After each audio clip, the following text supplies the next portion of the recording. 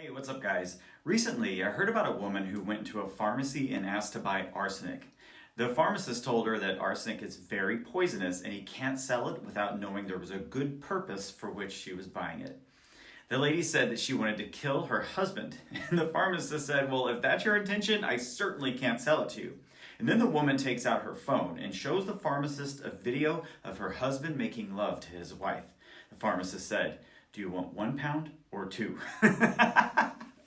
Okay, purpose, intention, goal setting, it's on all of our minds, right? Well, this week, I want to talk to you about a commonly overlooked measurement when it comes to goal setting and tracking.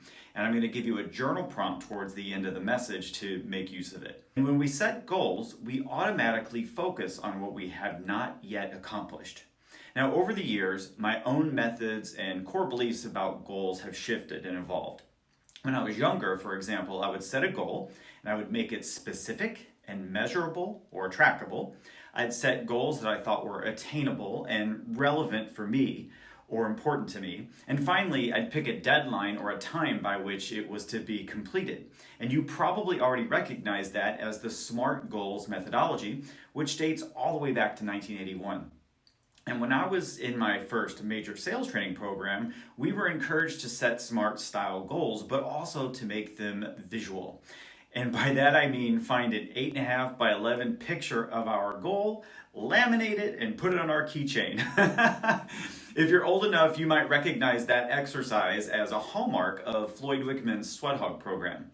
And most people hated that assignment because it was super annoying, frankly, to carry something 8.5 by 11 size with your keys. I mean, realtors are always going somewhere, so we're always with our keys, and that visual was never out of sight or out of our hands for very long.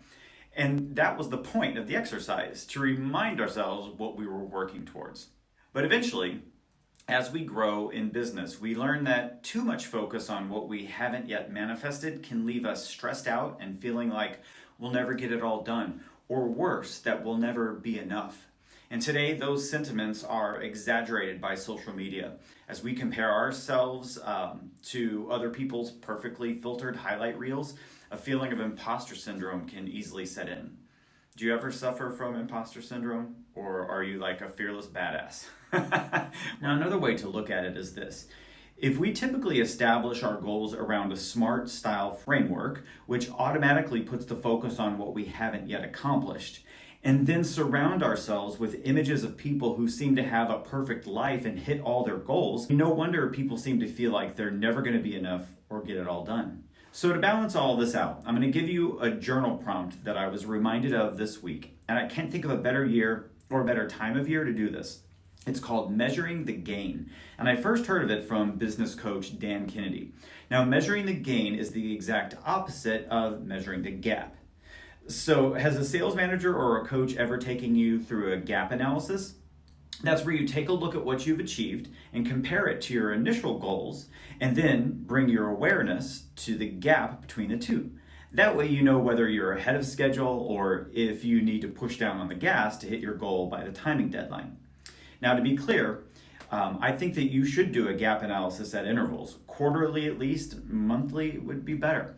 But to keep you from getting discouraged, it's also important when you're doing any kind of gap analysis or initial goal setting to consciously acknowledge how far you've come, or as Dan says, what you've gained. Now, I doubt many people are thinking of doing a gap analysis, given that it's just the beginning of January. But because goal setting of any kind automatically comes with the awareness of what you haven't yet accomplished, here's what I want you to do.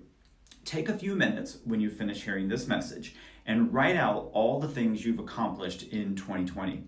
Give yourself the gift of time to acknowledge all you've gained in the recent past.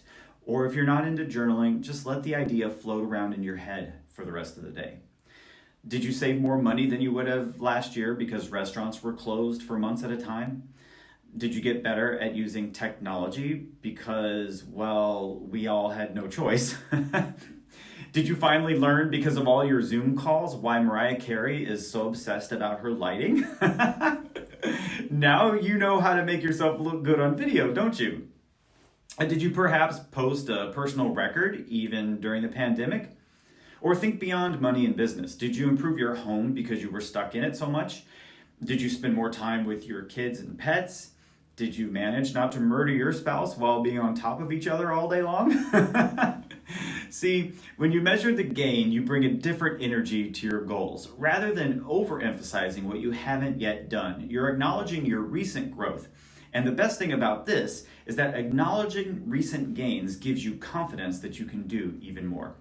Hey, before you go off to your journal, drop down in the comments and let me know what you've accomplished recently that you would put in the gain column. Because I know if you're willing to leave a comment here, the importance of measuring the gain has hit home with you.